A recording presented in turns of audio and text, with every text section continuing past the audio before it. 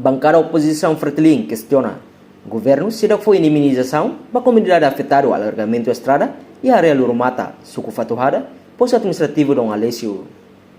Questão Hirakne, deputada bancada Fretilin, Verônica Fernandes, coloca em plenário do Parlamento Nacional, terça-feira, a deputada Verônica, minha parte, sim informação sobre a comunidade afetada, evicção forçada, no governo constitucional e a área Lurumata, suco fatuhada, representante do povo ne conta.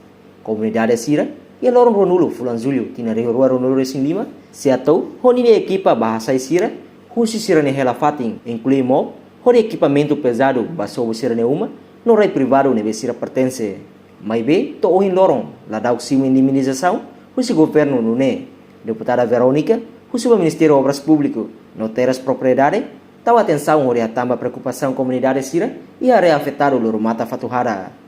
Verônica Fernandes.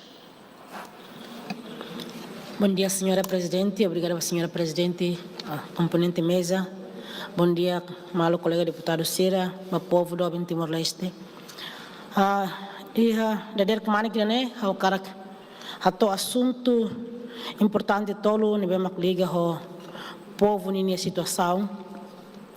Primeiro, hau karak levanta problema ida ne bem comunidade afetado usi evicção forçada no governo nia enfrenta sira hatoma katak ia dia 20 de junho 2025 liba maka se ato honi na equipa ba hasai sira husi sirenia helafating nomos o Ministério das Obras Públicas hodi sesam pesado sira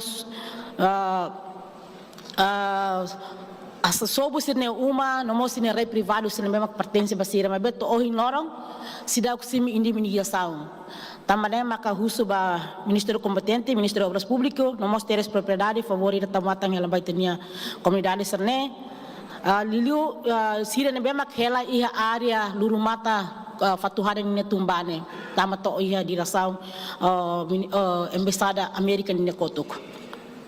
Reportagem Fifane de Carvalho, Televisão Timor Post.